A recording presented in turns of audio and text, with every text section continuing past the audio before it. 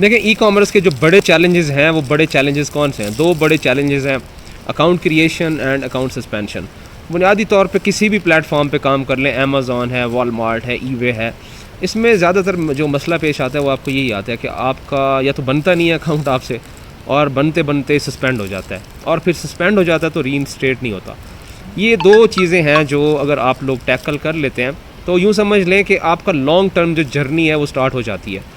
अब मेन मसला ये है कि इन दो जो आपको चीज़ें मैं बता रहा हूँ, इनके पीछे सिर्फ ये दो चीज़ें नहीं हैं, आपको पूरा सीखना पड़ता है, तब जो ये दो चीज़ें इनेबल होती हैं। मैं अक्सर ही, मुझसे लोग कहते हैं कि सर अकाउंट रीइंस्टेट करके दे दें, मैं उनसे ये कहता हूँ, या मुझे कहते हैं कि आप रीइंस्टेट करने का तरीका बता दें। अकाउंट रीइंस्टेट करने का भाई कोई तरीका नहीं होता। अकाउंट रीइंस्टेट तभी होता है जब आपको सारा काम आता है, जब आपके पास बैक एंड का सारा नॉलेज होता है। अब मैं आपको किस तरह से गाइड कर सकता हूँ कि एक अकाउंट को किस तरह रीइंस्टेट करना चाहिए। भाई एक अकाउंट को रीइंस्टेट करने के लिए आपको सारी पॉलिसीज़ का पता हो, ईबे की पॉलिसीज़ का पता है आपको अपनी बिज़नेस पॉलिसीज़ का पता है, आपको पूरा काम आता है। अब मिसाल के तौर पर मैं आपको बताता हूँ कि जिस तरह वो भाई कह रहे थे कि आप जो है ग्राउंड एडवांटेज की सर्विस चूज़ करें और ड्रॉप शिपिंग शुरू कर दें, ये बजाते खुद एक पॉलिसी वायलेशन है और इसमें MC999 लगने के चांसेस बढ़ जाते हैं। ठीक है, तो अगर इस तरह से आपके अकाउंट सस्पेंड होंगे तो मैं आपको लाख गाइड करता रहूँ, आपको कोई जो है ना पता ही नहीं चलना। बेसिकली अकाउंट सस्पेंशंस को जब डील किया जाता है तो पहले आपको उसका सलूशन, उसकी रीज़न जो है फाइंड आउट करनी पड़ती है कि अकाउंट सस्पेंड क्यों हुआ है, तब जाके कहीं आप राइट वे में अकाउंट रीइंस्टेट करते हैं। अब आपको तो ये चीज़ गलत ही नज़र नहीं आ रही ना, आपको तो लग रहा है कि ग्राउंड एडवांटेज चूज़ करके ऑर्डर प्रोसेस करते जाएं, नो प्रॉब्लम। अब जब आपका सस्पेंड होगा, आपकी नज़र में आपको पता भी नहीं होगा, आपको रीज़न का भी पता नहीं होगा, क्योंकि आपने तो यही सोचा होगा कि ये बिल्कुल राइट वे में हमने पॉलिसी बनाई है, अकाउंट सस्पेंड हो गया है। तो आपकी नज़र में अगर ये राइट वे है तो दैट मीन्स कि आपको कभी पता ही नहीं चल सकता कि अकाउंट क्यों सस्पेंड हुआ है। और अकाउंट सस्पेंशन को टैकल करने के लिए मैं आपको बता रहा हूँ कि सबसे बुनियादी नुक्ता ये होता है कि आपको राइट वे में पता होना चाहिए कि आपका अकाउंट सस्पेंड क्यों हुआ है। यहाँ तो भाई IP का रोना रोते हैं, मतलब लोग, majority of people account suspend होता है वो यही समझते हैं कि IP की वजह से सस्पेंड हो गया। यहाँ आप लोग देखें पूरा 2-2 महीने आपसे कुकीज़ जनरेट करवाते हैं, आपसे पता नहीं कौन कौन से काम करवाते हैं। वहाँ से आपको आइडिया हो जाता होगा कि यहाँ अकाउंट सस्पेंड होने का मतलब समझा जाता है कि IP की वजह से सस्पेंड हो गया। यहाँ लोगों को नॉलेज नहीं है कि अकाउंट सस्पेंड क्यों होते हैं, और ना मैं आपको जो है फैसिलिटेट कर सकता हूँ किसी एक वीडियो के अंदर कि आप जाएं अकाउंट रीइंस्टेट करने। किसी स्पेसिफिक अकाउंट को रीइंस्टेट कर लेंगे, लेकिन जब दूसरे पे जाएंगे तो क्या होगा, कामयाबी नहीं मिलनी आपको, वो फिर परमानेंट सस्पेंड ही हो जाएगा। अकाउंट सस्पेंशन को टैकल करना ये डिपेंड करता है कि आपने ईबे कितना सीखा हुआ है। ये वही बंदा कर सकता है प्रॉपरली, कॉन्फिडेंस के साथ, मल्टीपल अकाउंट्स को, जिस बंदे ने प्रॉपरली ईबे को सीखा हुआ है। वो बंदा, जिस बंदे ने ईबे को नहीं सीखा, वो रीइंस्टेटमेंट ना करे, उसको फ़ायदा नहीं होना। इसी तरह अकाउंट क्रिएशन भी एक ऐसा ही सब्जेक्ट है।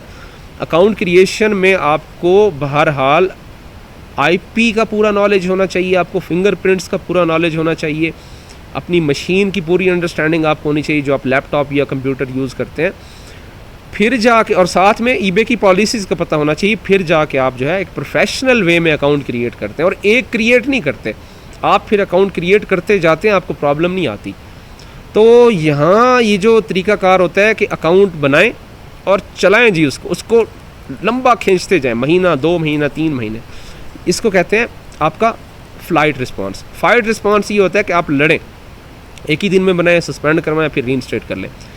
दूसरा होता है कि भाग जाएं, आप जो है सेफ साइड पे जाएं, ईबे जितना अर्सा चेक करता रहेगा ना आपको, आपने कोई काम ही नहीं करना, फिर बाद में बना लें। ये राइट वे नहीं है। इसमें इसका मतलब ये होता है कि आपके पास नॉलेज ही नहीं है, आपको पता ही नहीं है ईबे की पॉलिसीज़ क्या होती हैं, ईबे का जो है कॉन्सेप्चुअल फ्रेमवर्क क्या है ईबे से रिलेटेड, इसीलिए आप लोग भाग जाते हैं। आप लोग जो है फिर अकाउंट को राइट वे में क्रिएट नहीं करते, और अकाउंट क्रिएशन इसीलिए मुश्किल होती है। अब आप खुद सोचें भाई, 1 महीना लगा के अकाउंट क्रिएट किया आपने और वो सस्पेंड हो गया, और फिर आपने पॉलिसी वही भाई वाली बनाई थी, ग्राउंड एडवांटेज वाली, और आपने बस यही सोच लिया कि IP की वजह से सस्पेंड हो गया। अब आपका दिल ही नहीं करेगा दोबारा बनाने के लिए, आप फिर IPs ढूंढते फिर रहे होंगे, IPs ढूंढ के फिर बनाएंगे, फिर ग्राउंड एडवांटेज चूज़ करेंगे, फिर वो भी सस्पेंड हो जाएगा। फिर आप कहेंगे सर वो हमने अकाउंट बनाया है, हर तरह से बिल्कुल ठीक बनाते हैं, और वो बनाते ही सस्पेंड हो जाता है। इसीलिए अकाउंट क्रिएशन और अकाउंट सस्पेंशन ये बहुत ही इंपॉर्टेंट टॉपिक है। डिसाइड करते हैं कि आपने आगे कितना एक कामयाब होना है। ये दो चीज़ें डिसाइड करेंगी कि आप कितने सक्सेसफुल हैं अगली आने वाली लाइफ में।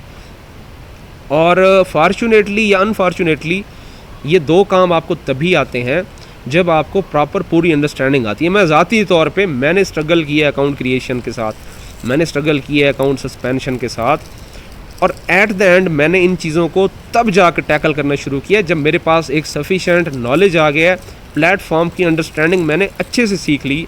फिर मुझे पता चला कि यार ये रीइंस्टेटमेंट क्रिएशंस ये मैटर नहीं करती, ये इतने बड़े इश्यूज़ नहीं है। ईबे जो है ये पाकिस्तानी जैसे समझते हैं, ईबे ऐसा जालिम प्लेटफॉर्म नहीं है। ईबे सस्पेंड करता है तो बिल्कुल राइट वे में सस्पेंड करता है, रीइंस्टेट करता है तो राइट वे में रीइंस्टेट करता है। ईबे बिल्कुल ठीक है। तो ये दोनों चीज़ें अगर आप लोग टैकल करना चाहते हैं, अगर आप चाहते हैं कि लॉन्ग टर्म में काम करें, तो अकाउंट क्रिएशन और अकाउंट सस्पेंशन खाली ये दो नहीं सीखे जा सकते। आप खाली नहीं सीख सकते कि मैं बस दो ही चीज़ें सीखनी है। आपको एक दफ़ा पूरा ईबे सीखना पड़ता है, फिर जाके आप जो है अकाउंट क्रिएशन और अकाउंट सस्पेंशन को टैकल करते हैं।